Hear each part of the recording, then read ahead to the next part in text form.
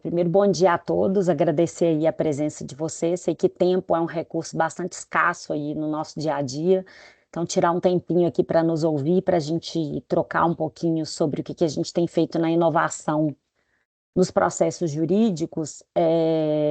Para a gente é um grande prazer ter vocês aqui e vamos trocar aqui e compartilhar com vocês algumas experiências que a gente tem feito. Nós do Xenu desenvolvemos um departamento de inovação há 3 anos, mais ou menos, e o principal objetivo é vencer e ajudar os nossos parceiros aí a vencer alguns dos desafios que os departamentos jurídicos têm, né? A gente conversa muito nessa parceria que a gente tem com os nossos clientes para entender as dores, enfim, dos departamentos jurídicos, e de todo mundo é mais ou menos igual, não muda muito, assim. Então, a gente tem um departamento pressionado por diversos lados, né? De um lado, a área de negócios, que quer retorno rápido, uma linguagem acessível, tem uma dificuldade, às vezes, de entender e compreender tudo que os advogados falam, querem resultados e assertividade, mas a gente tem do outro lado um sistema judiciário que não ajuda, né? A gente está, números aí de 2024, hoje o judiciário tem 84 milhões de processos que funcionam num ritmo próprio, que não é compatível com o ritmo que a área de negócios exige, e que dentro desse universo de processos, como ser notado, né? Ou seja, como fazer com que o processo que tenha essa importância para a área de negócios e para o negócio em si, possa se destacar no meio dessa multidão de processos, né?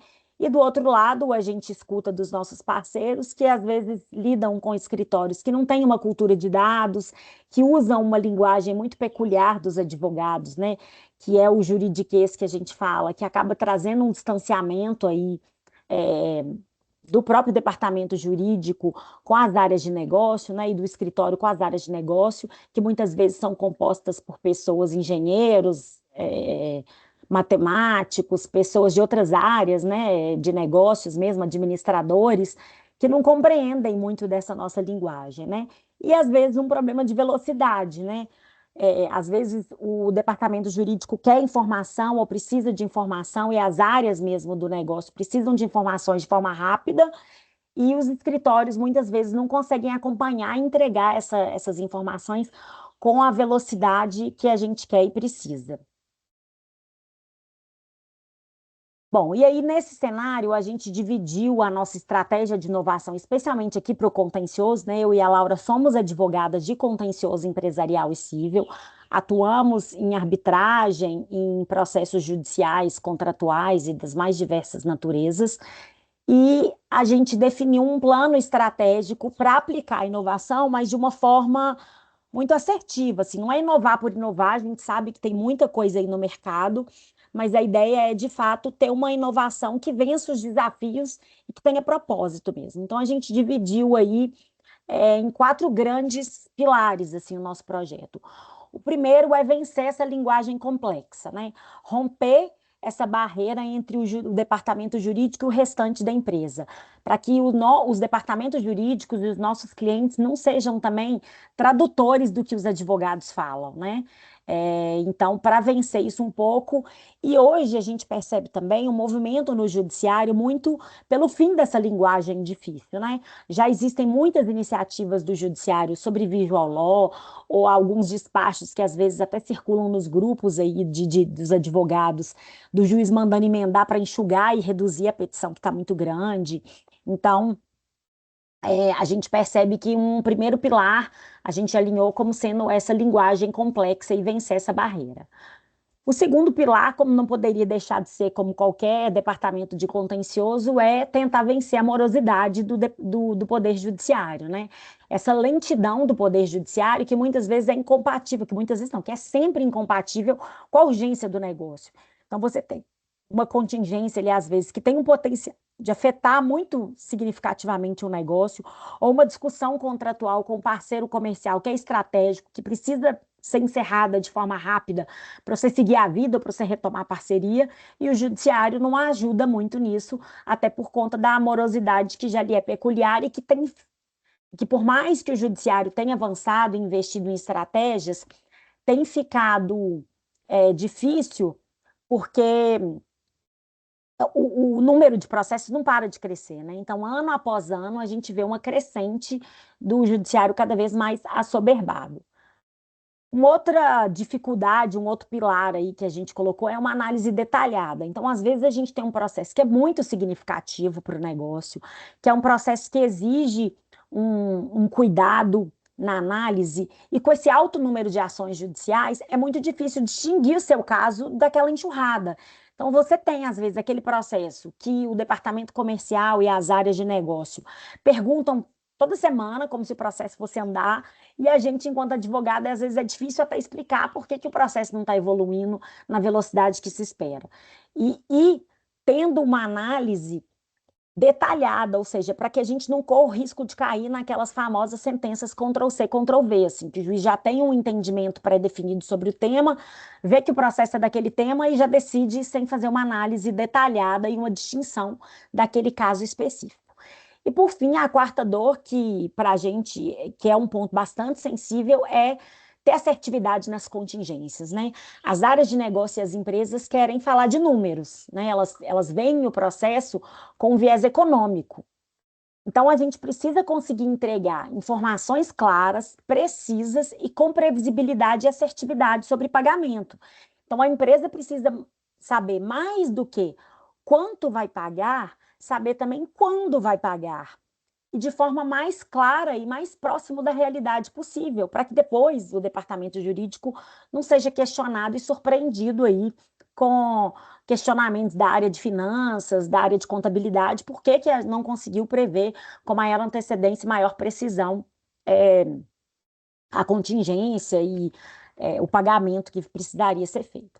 Então, definidos esses quatro grandes pilares, a gente começou a desenvolver e buscar soluções para esses pilares. Vou passar um pouco a palavra para a Laura aqui, que vai tratar de algum desses pontos, e depois eu volto com vocês aí.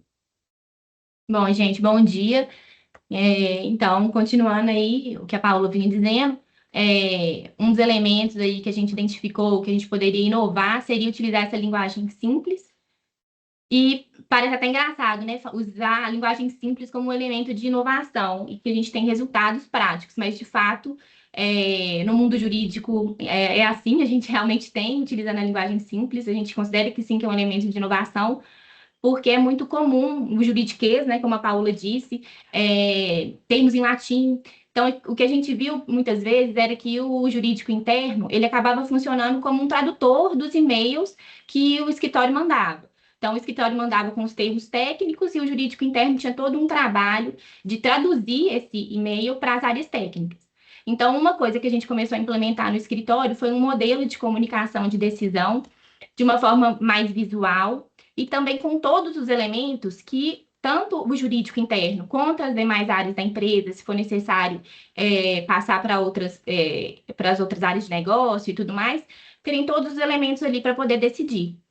Então, a gente coloca um resumo do processo, de uma forma bem simples, um resumo da decisão, o valor da condenação, se a gente recomenda recorrer ou não, quanto que ganhou no caso, quanto que perdeu, o custo de recorrer. Então, todas as informações relevantes, o departamento jurídico vai ter ali num e-mail simples para poder tomar essa decisão de uma forma muito mais ágil e embasada, né? Com todas, não vai precisar voltar para o escritório para perguntar nada. Então, assim, e pode circular esse mesmo e-mail internamente sem precisar fazer essa tradução que a gente entendia que era uma dor que era necessária antes da gente começar a implementar dessa forma. Então, isso tem trazido bastante resultado, né? Assim, a gente vê que menos e-mails circulam com relação às decisões que a gente manda. Então, isso foi um ponto positivo que a gente viu de implementar essa linguagem simples na comunicação com os clientes. E também, essa linguagem simples que a gente utiliza, também é utilizada nas nossas petições.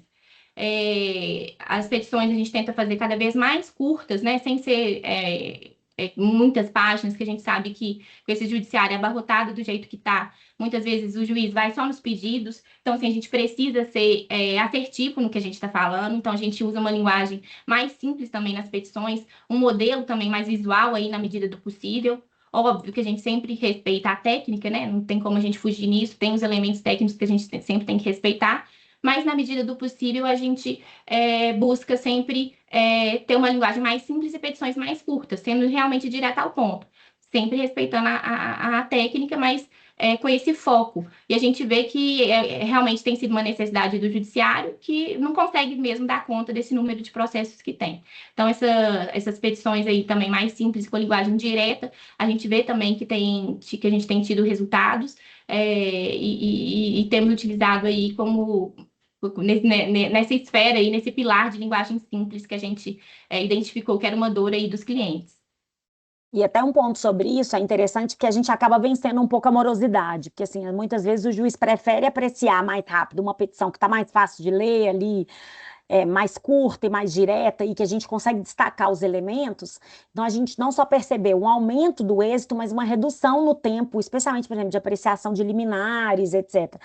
Então, a gente, de fato, percebeu que isso nos ajudou não só a melhorar o relacionamento com o judiciário, que eu acho que isso é um ponto importante. A gente já recebeu elogios de juízes e desembargadores falando, nossa, que petição boa de ler, assim, fácil de ler, mas de aumentar o nosso resultado mesmo, a nossa efetividade sobre esses casos. E na comunicação com o cliente nem se fala, né? Ou seja, quando o cliente consegue bater o olho ali, tomar uma decisão e entender claramente os riscos, explicar de forma fácil para a área, a gente ganha muito, inclusive na nossa parceria, né, com o cliente. É bom, um outro item aí que a gente tem utilizado bastante como um elemento de inovação nos processos é o legal design, que são esses documentos visuais que contribuem aí para o convencimento do juiz, dos desembargadores. Então, a gente, por exemplo, coloca uma linha do tempo, com a cronologia dos fatos, com todos os eventos que o juiz tem que considerar para poder dar uma decisão, facilita realmente o trabalho do juiz, né? Então, muitas vezes a gente consegue aí resumir e colocar os fatos principais e chamar atenção para onde o juiz tem que olhar para poder dar a decisão dele. Então, a gente coloca, por exemplo, esses elementos gráficos aí, a gente usa esses modelos de one page, que são esses elementos visuais, esses elementos gráficos mesmo. Então, por exemplo, um caso de inadimplência e que o cliente continua, nosso cliente continua prestando serviço, mesmo com uma inadimplência alta. Então, a gente chama atenção para o valor da inadimplência e, ao mesmo tempo, para os custos que o cliente continua tendo com esse contrato. Então, o juiz bate o olho e vê a gravidade da situação, né? Qual que é o impacto que a decisão dele pode causar. Como que ele pode resolver aquela situação e a gravidade mesmo que a situação está gerando para o cliente.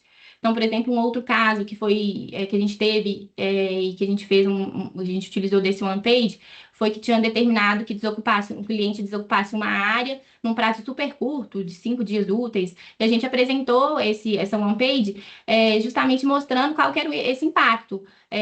Se a empresa parasse de funcionar nesse prazo, tivesse que desocupar, ela pararia de funcionar, quantas famílias iam ser impactadas, qual que é o valor dos impostos que iam deixar de ser recolhidos se a empresa fechasse, é, quantos clientes dessa empresa seriam impactados pela não prestação de serviço. Então, assim, a gente consegue mostrar de uma forma muito visual para o juiz o que acontece com a decisão dele, né? Que às vezes ele não tem essa magnitude do que é a decisão dele, né? Ele dá uma decisão ali muito técnica, mas ele não consegue ver na prática os efeitos dessa decisão.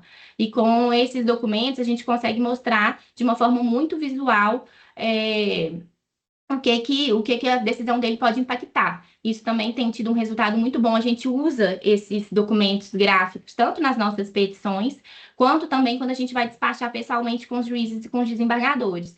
A gente leva para eles, né, na hora do despacho e consegue mostrar também ali, a gente ganha muito no despacho, né? Porque justamente tira o processo da vala comum. Ele vê que a gente teve uma preocupação de facilitar o trabalho dele, para ele como é que ele pode entender todo o caso de uma forma muito mais ágil. Então, a gente vê que isso traz resultado e tira mesmo o processo da vala comum. Esses são os elementos gráficos, né, que a gente usa no legal design, e da mesma forma, os vídeos que a gente tem feito também, que são vídeos curtos, mais ou menos de 5 a 8 minutos, em que a gente resume o processo e acaba facilitando muito a vida do juiz também e dos desembargadores, e a gente tem tido muito retorno positivo disso. Vou citar aqui alguns casos práticos que a gente teve com relação a isso, que foi um que chamou muito a nossa atenção, assim, que o vídeo foi expressamente mencionado no tribunal pelos desembargadores.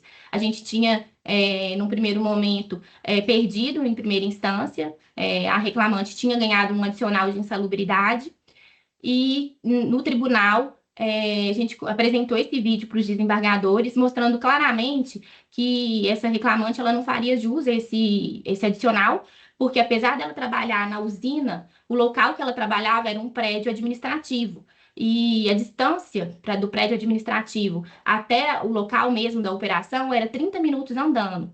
Então, ficou muito claro, a gente mostrou, né, com a tela aí do Google Maps e tudo mais, ficou muito claro para eles que, apesar de ser no mesmo local, assim, geral, era um local muito distante. Então, que não fazia sentido ela ter esse adicional de insalubridade, porque ela trabalhava na área administrativa e era muito distante de onde era a operação que poderia ter esse benefício.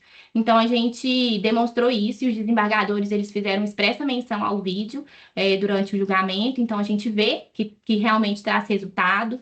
É, e teve um outro caso também, que foi que a gente conseguiu demonstrar um grupo econômico. A gente tinha uma ação de execução de milhões de reais contra uma empresa e tentava já há muitos anos medidas aí de execução, tentar bloquear bens na conta, ver se tem veículos, e a gente não conseguia nada em nome da empresa.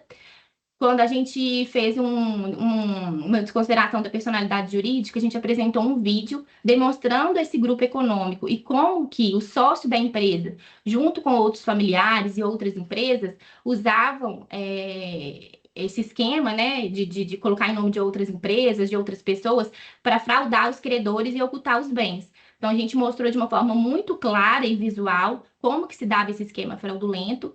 E logo após que a gente apresentou esse vídeo, no processo, a empresa executada procurou a gente para poder fazer um acordo. Então, assim, para a gente ficou muito claro o impacto do vídeo para solucionar a questão, porque aí ela fez um acordo, pagou a dívida, certamente com apreensiva, né, de que outras empresas, outros credores vissem no nossa desconsideração da personalidade jurídica e vissem o vídeo, ficasse muito claro também esse esquema e tentassem, da mesma forma, responsabilizar todo o grupo pela dívida. Então, a gente solucionou a questão logo após que a gente fez o vídeo, então, para a gente também ficou muito claro o benefício aí. E, recentemente, ainda, a gente teve uma experiência positiva também em fazer um vídeo e mostrar para o perito. A gente estava num processo que estava numa fase pericial, teve uma reunião inicial para poder falar, né, sobre como estaria a perícia e tudo mais. Mostramos o vídeo para o perito e o vídeo foi muito elogiado. O perito também sentiu, né, que a gente deu uma atenção especial ao caso, que facilitou o trabalho dele. Era um processo super complexo, com muitas folhas. Então, a gente conseguiu resumir bem o caso para ele ali em poucos minutos de vídeo. Então, ele também elogiou e o vídeo foi até mesmo elogiado pela outra parte. Então, a gente vê que esse é um recurso que realmente dá um diferencial, assim, tanto para o juiz. Então, a gente tem essa experiência de todos os lados, assim, né? Tanto para os juízes e desembargadores, quanto para causar um impacto na outra parte, até mesmo para o perito. Então, é um recurso que a gente, sempre que vale a pena, a gente está utilizando, sim, e mostra a importância do caso, o impacto da decisão, que tudo isso destaca a nossa tese principal, né? Então, tudo isso a gente tem visto aí na prática que tem dado um resultado bem legal nos nossos processos e a gente tem conseguido ser mais efetivos aí e realmente fazer valer o direito do cliente de uma forma mais rápida, com esses recursos. E o que é interessante do vídeo é que assim, você consegue resumir, é óbvio que às vezes a gente tem questões complexas e processuais, que para você escrever, você vai gastar páginas e páginas, porque por mais que você tente resumir, o assunto é complexo. E num vídeo, de uma forma visual, você consegue explicar em poucos minutos uma situação complexa. Então a gente percebe que, primeiro, você consegue vencer essa barreira de mostrar o tamanho da sua dor de forma simplificada. o próprio recurso, por ser diferente, né, do usual, já chama atenção. A gente teve um caso também interessante, que eu estava tentando despachar com o ministro do STJ, e não estava conseguindo a agenda, e estava difícil de conseguir, e aí, depois de muito tentar, assim, alguns meses tentando uma agenda, eu pedi para mandar, então, um vídeo para a assessora. Falei, já que eu não consigo acesso ao ministro, vou mandar para a assessora. E aí, passou 2 dias, ela me ligou e falou, o ministro vai te receber. Ou seja, acho que o vídeo abriu a porta, ele deve ter pensado, deixa eu ver esse pessoal que está fazendo essa questão diferente. Então, eu acho que ele, primeiro, vence a complexidade da linguagem, ele nos dá esse acesso e essa facilitação, né, assim, pelo tanto que o recurso é interessante e permite explicar uma questão que você gastaria muito tempo para explicar de uma forma simples e visual. Então, assim, nada como ver, né? Assim, uma imagem vale mais do que 1.000 palavras.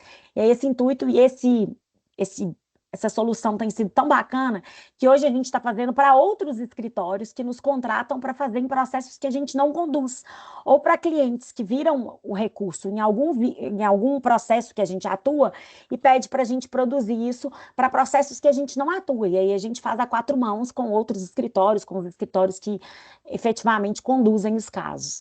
Então, para a gente, uma solução que tem aumentado exponencialmente assim os resultados nos processos e conseguido com que a gente de fato tire os processos dessa vala comum aí e ter essa distinção na análise do caso.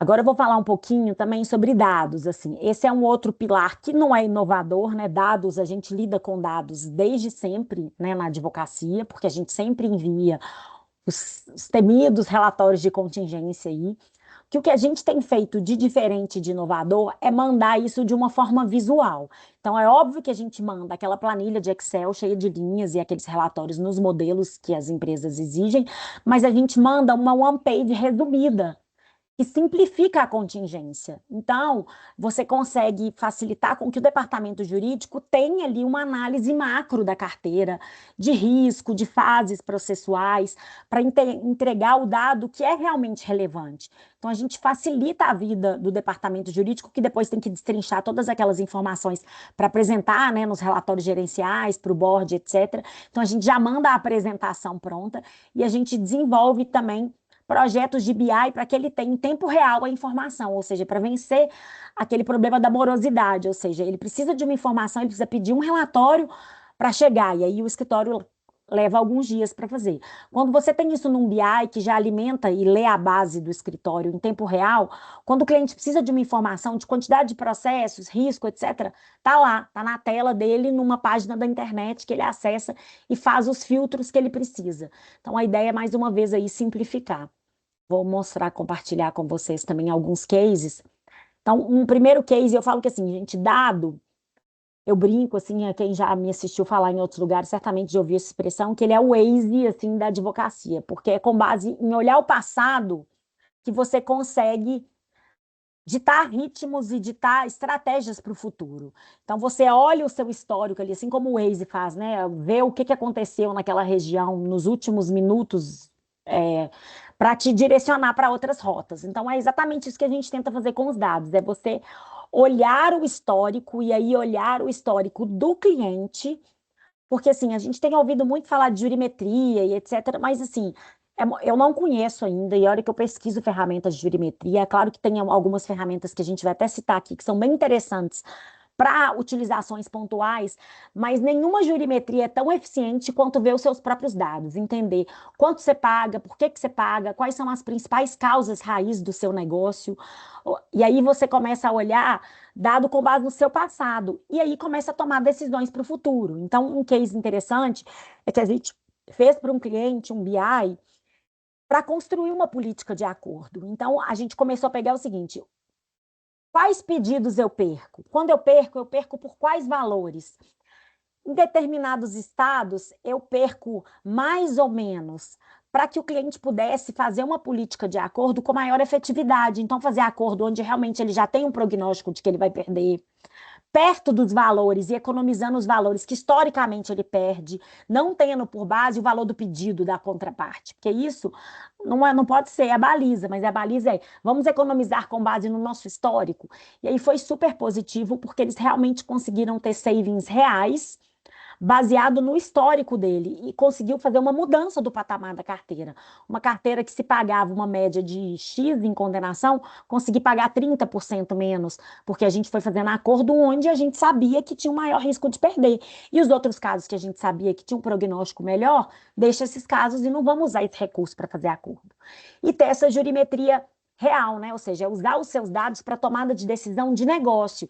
Então, por exemplo, o departamento jurídico falou assumindo o protagonismo no negócio também, né? É, ele identificar, por exemplo, as causas raiz de processos e sugerir mudanças de política, alterar cláusulas de contrato, chamar a área que às vezes vai vir para reclamar quando tiver que pagar a conta, para dizer, olha, isso é uma conta que você geralmente paga. Vamos mudar aqui uma política, vamos diminuir a forma como a gente conduz determinados negócios aqui, para evitar que a gente tenha processos dessa natureza. E aí isso é economia de verdade, porque assim, quando você faz economia para pagar o processo que você já tem, mesmo assim você gastou com o processo, você gastou com a contingência. Quando você consegue que o processo não exista, isso de fato é uma economia e os dados são fundamentais, então a gente tem construído muitos BIs para o nosso cliente, para os nossos clientes. Com base nas nossas carteiras, a gente já tenta entregar o máximo de BIs possíveis para que o cliente possa acompanhar o nosso trabalho, os nossos resultados, mas construir BIs, às vezes, das carteiras de todas as carteiras de clientes, de escritórios que conduzem o contencioso deles, para ele, de fato, construir essa jurimetria real aí e ter dados que causam impacto no negócio. Outra ponto que a gente queria destacar aqui é o uso da tecnologia, né? Assim, a gente tem aplicado cada vez mais. Eu falo que assim tem muita legal tech que a gente chama, né? Muita empresa de inovação, muita empresa de essas techs mesmo de tecnologia associadas ao direito no mercado.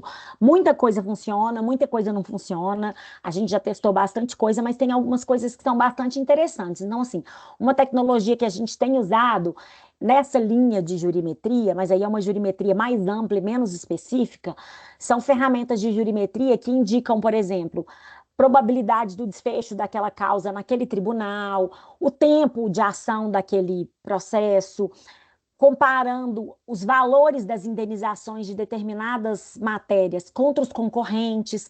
Isso nos permite, inclusive, ser mais assertivo na hora que a gente recomenda para um cliente, por exemplo, fazer acordo ou não num processo. E por quanto fazer acordo. Então, a gente usa essas ferramentas de tecnologia, esse é um exemplo do que a gente usa. Pode passar, Laurinha. A gente usa também ferramentas que nos permitem fazer um grande volume de informações e encurtar essas informações. Então, por exemplo, hoje a gente tem ferramentas muito importantes para fazer background check, análise de compliance, análise de mídia negativa, grupo econômico. A gente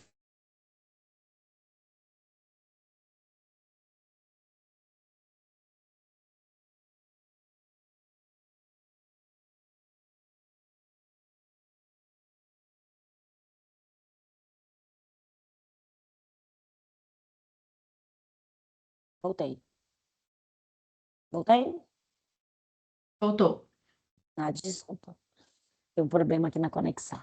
Primeiro, a gente faz a análise de uma ferramenta de tecnologia que nos dê os indícios de grupo econômico, né? Então, ou seja, as empresas relacionadas àquele sócio, outras empresas de pessoas relacionadas àquele sócio, e hoje as ferramentas de tecnologia nos ajudam muito, porque assim, a gente já fazia isso no passado, como os maias e os incas, mas assim, através de certidões de junta, de pesquisas nas bases da Receita, então a gente demorava muito para conseguir esse dado. E hoje, com a tecnologia, a gente consegue um grande volume de informação de forma rápida. Então, a gente usa a tecnologia para obter os elementos e os indícios e conseguir um grande volume de informação de forma mais organizada. E a gente faz muito background check e análise mesmo, por exemplo, de perspectiva econômica do recebimento dos valores dos nossos processos. Porque é muito comum ganhar e não levar, né? Ou seja, você ganha, a sentença é positiva, mas no cumprimento de sentença você não acha bens. Então, a gente usa essas ferramentas para buscar um grande volume de certidões, para a gente ser mais assertivo, inclusive na indicação de elementos de penhora. Eu já sei onde que eu vou achar, eu já faço a pesquisa prévia, por exemplo, nas fontes públicas que o Infojude pega, que é veículos, imóveis, etc., porque aí eu nem peço no processo, quando eu já sei que o resultado não vai ser positivo. E a gente também tem usado muito para conseguir vencer demandas repetitivas, né? Então, assim, protocolo eletrônico, alimentação de sistema de cliente, cruzamento de base, ou seja, hoje eu cruzo a nossa base de processos com o sistema do nosso cliente, para saber o seguinte: tudo que ele está dizendo que ele tem de contingência está cadastrado aqui no meu sistema, as nossas contingências estão batendo, porque eu não posso ter divergência entre o que o meu sistema está falando e o que o sistema do cliente está falando. Né, para alimentar em tempo real. Então, assim, nada pior para um departamento jurídico do que receber com atraso ou ficar sabendo por outras fontes que não pelo escritório que atende o caso, que aconteceu uma decisão. Então, a gente saiu a decisão, a gente já alimenta o nosso sistema e, em tempo real, o nosso robô copia para o sistema do cliente, para que ele tenha a informação na mesma velocidade, no mesmo timing que a gente, para ele não ficar sabendo e não ficar vendido o gerente do departamento jurídico. Então, a tecnologia tem sido um grande aliado nosso para otimizar demandas repetitivas, para melhorar cadastro de pastas, então, para conseguir pegar com leitura, com inteligência artificial, todas as causas raiz daquele processo, ou seja, tudo que gerou o processo. Então, isso também tem sido uma ferramenta bastante útil aqui para a gente. Bom, essa é algumas das iniciativas que a gente queria. A ideia não é tomar mesmo muito tempo de vocês aí. Então, era mesmo compartilhar como a gente percebe que a inovação pode contribuir. E aí eu falo que assim, inovar não precisa ser uma coisa muito disruptiva. A gente começou, obviamente, pequeno, mas é você fazer de uma forma um pouco mais visual, entregar um dado de forma mais rápida e começar inovando nas pequenas coisas do dia a dia. Assim, a primeira inovação que a gente fez, é claro que o nosso e-mail de comunicação de decisão foi sofisticando, mas era assim, simplesmente mandar tudo numa tela só. Ou seja, quanto que custa para recorrer, qual que é o risco se ele recorrer, se ele perder, quanto que majora. E aí os clientes vão falar, nossa, que bom, facilitou muito a minha vida. E aí a gente vai começando em pequenos passos, assim. Então a gente queria compartilhar algumas dessas nossas iniciativas, mostrar que o judiciário está super aberto. Eu falo que assim, é também inovar com parcimônia, sabe? Eu acho que você não precisa fazer a peça mais visual e disruptiva de tudo para poder conseguir, porque aí eu acho que isso dá um choque no judiciário. Mas você pode, por exemplo, incorporar uma página visual dentro de uma petição, ou um tópico, ou um anexo de uma petição, como essas one-pages que a gente fez, que às vezes a gente cola ela no corpo da peça. Você não precisa fazer algo muito disruptivo e que choque o poder judiciário, mas você consegue ir sentindo e medindo, e pelas nossas percepções, isso tem avançado muito na nossa relação com o judiciário, no potencial de êxito dos nossos casos, em conseguir gerar valor para os nossos clientes, ou seja, que o cliente perceba a nossa evolução, a evolução da nossa carteira, os êxitos, porque por mais que isso anda devagar, né? Quando você consegue entregar isso em números, né, e mostrar de um trimestre para outro numa contingência, ou de um semestre para outro, conforme a política do cliente, o que mudou, né? Quanto eu melhorei de êxito, quanto que eu tive mais de liminar, quanto que eu obtive de savings, quanto de acordo eu fiz e financeiramente, quanta economia eu gerei, é esse tipo de dado que o negócio quer, né? Ou seja, os tomadores de decisão das áreas de negócio querem ver processos traduzidos em números e em resultados concretos, né, palpáveis. Então, quando a gente consegue entregar isso, a gente percebe que, inclusive, a qualidade da nossa parceria com os nossos clientes, né, e de ser visto mesmo como parceiro que participa do negócio e que ajuda, eu brinco que a nossa grande missão aqui no escritório é fazer com que o departamento jurídico brilhe. Porque quando o departamento jurídico brilha lá internamente, a gente brilha junto, assim, ele fala, nossa, porque eles dão os créditos, né, e percebem o valor nessa parceria. Então, quando a gente consegue vencer isso e fazer isso, a gente, de fato, tem um grande ganho aí. Então, o objetivo nosso era aqui compartilhar com vocês alguns cases, algumas informações. Quero colocar os nossos contatos aqui totalmente à disposição. Laurinha, tem mais algum ponto aí que eu não falei?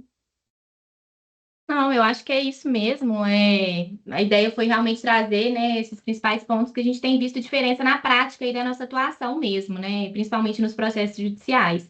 É óbvio que ainda tem muito aí de tecnologia para consultoria, para outras áreas aí do direito. A gente trouxe mais vinculado aí à nossa área de atuação principal, que é o contencioso. mas as técnicas de inovação estão aí para serem utilizadas em várias áreas, então, se tiverem outras demandas e quiserem conversar também, né, Paula, a gente está super à disposição, A gente tem mas a outras gente vê que no iniciativas aqui no contexto. escritório, do nosso departamento de inovação para as outras áreas, mas hoje a gente quis focar mesmo, o objetivo é focar em resultados para processos. Eu deixo aqui o meu contato da Laura, a gente está aqui super à disposição para interagir no LinkedIn e deixar também o espaço aberto aí, se vocês quiserem mandar alguma pergunta, fazer algum comentário aí, estamos à E até disposição falar também. também, o Bruno até ligou a câmera, que a gente tem um setor de inovação, né? O Bruno é o gerente aí de inovação, ele que toca todos esses projetos aí que a gente tem tido super sucesso. Então, se você quiser falar também um pouquinho, Bruno, apresentar aí, nós apresentamos os seus produtos aqui, então fica à vontade aí. Imagina, obrigado, Laura. Não é só para nos deixar à disposição aí para quem tiver interesse e quiser conhecer um pouco mais. Sei que também tem bastante gente aqui do escritório na live. Se alguém quiser também conhecer um pouco melhor como que foi a criação de cada um desses projetos, me manda uma mensagem que a gente conversa. Isso aí. E assim, ó, só um ponto que foi muito interessante para a nossa estrutura de inovação é trazer o Bruno, que não é advogado. Então, algumas vezes, para a gente conseguir inovar, a gente precisa meio que sair dessa caixa do direito também, para conseguir pensar de um jeito um pouco menos engessado, né? A gente acaba se engessando ao longo da carreira. E eu brinco até, por exemplo, nesse pilar da linguagem, como a gente não percebe que fala difícil, até a gente ter alguém que não é do direito para nos falar que a gente fala difícil, né?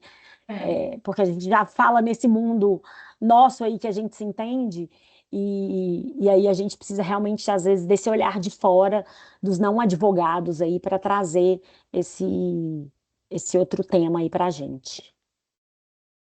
É isso. é Deixo isso. aí os Se nossos contatos à tiverem disposição. algum comentário, não, aí a gente já encerra e a gente fica à disposição aí para conversar depois, se vocês tiverem interesse.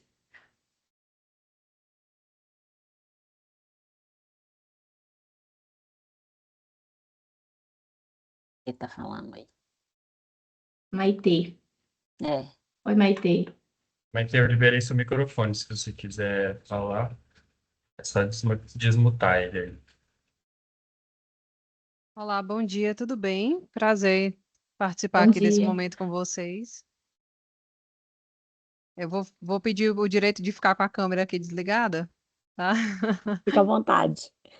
Durante a fala de vocês, foi mencionada a questão do compliance, né? Essas políticas de compliance são do escritório ou é algo oferecido aos clientes? Como é que vocês lidam com essa área, por favor? Hoje a gente tem um departamento de compliance no escritório, uma sócia nossa que atua exclusivamente, principalmente com compliance. Então, a gente hoje é uma área que a gente fornece para os nossos clientes, desde construir políticas de compliance. A Fernanda, nossa sócia, é compliance officer de diversas indústrias farmacêuticas e empresas de diversos segmentos. Então, a gente atua gerindo o canal de denúncia, a gente cria as políticas de compliance, a gente dá treinamentos de compliance para as empresas e a gente, inclusive, tem ferramentas de inovação que a gente usa para o compliance. Então, a gente faz, por exemplo, background checks de fornecedores, conseguindo entregar um relatório Relatório de mais integridade, né? relatório de integridade, a gente constrói a política do cliente de uma forma, num formato também bastante visual.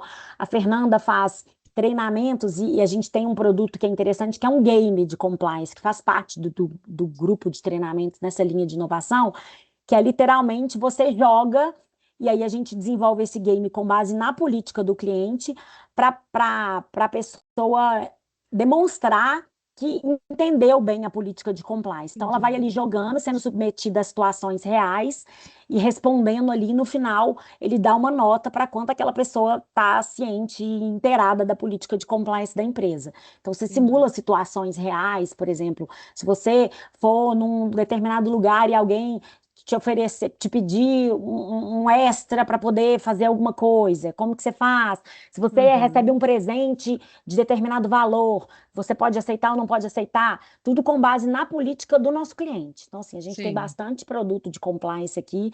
Vai ser um prazer, se você quiser, a gente pode fazer contato aí comigo, que eu te coloco em contato com a Fernanda aí, para você conhecer melhor essa área. Pronto, a minha pergunta até assim foi uma introdução, né, para uma segunda pergunta, digamos assim. Eu venho de um escritório basicamente só contencioso, né, de massa, e lá existia essa realidade de que o foco era realmente esse, né, a solução dos conflitos já em andamento. E já que vocês possuem essa questão do compliance, a minha pergunta, a segunda pergunta seria no seguinte sentido. Se o escritório ele tem, digamos assim, né, uma atuação preventiva, né, para vocês mostraram as ferramentas que vocês utilizam, né, para mostrar para os clientes os relatórios, né, os indicadores, tanto para questão de acordo, né, para ver a realidade do cliente para que ele possa se posicionar melhor dentro do contencioso. Mas quais seriam as ferramentas que vocês utilizam assim, na questão do preventivo? A minha pergunta nesse sentido é de entender realmente, né, quando eu vejo que o meu cliente está com muito processo ali, o que é que eu faço para tentar reduzir, né, que tipo de política ou de serviço o escritório oferece para mudar essa realidade de contencioso do cliente. O que a gente tem feito muito é, com base nos dados, a gente tem um cliente, por exemplo, que a gente faz uma reunião mensal, de indicadores com ele. Sim. Então, a gente senta, mostra os resultados que a gente teve e depois discute pontos que a gente percebeu que mudou de um mês para o outro, ou questões, por exemplo, a gente percebe que aumentou um determinado litígio sobre uma determinada matéria. Então, a gente fala, olha, está acontecendo alguma coisa interna, porque a gente recebeu, num curto período de tempo, um número maior de ações sobre esse que saiu um pouco do seu padrão. Aí o departamento jurídico vai investigar o que está acontecendo com as áreas.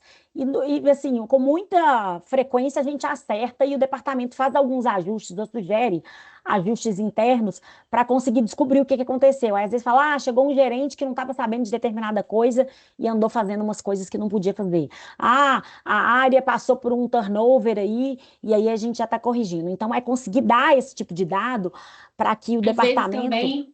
Às vezes também, né, Paula, a gente vê que tem muitos litígios que estão envolvendo determinada cláusula contratual, que a gente está perdendo muito com relação a uma cláusula, o entendimento do judiciário está indo contra o que está no contrato. Então, a gente tenta ajustar aí a cláusula do contrato do cliente, sugerir nova redação para ele poder adequar e a gente ter mais chance aí de vencer no judiciário.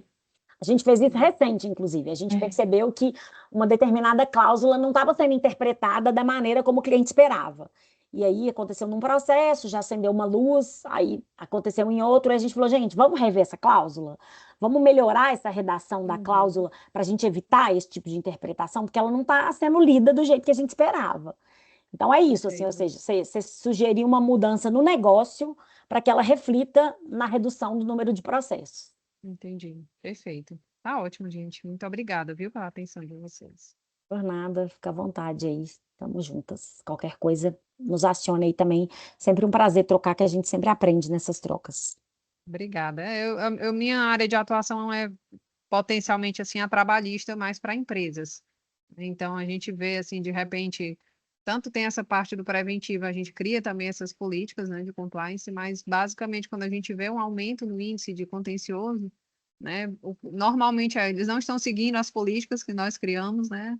E aí Isso a gente aí. volta, mapeia os riscos, né? Então eu utilizo muito uma metodologia de mapeamento de riscos que a gente consegue fazer uma redução até bem considerável, né, nos índices de contencioso.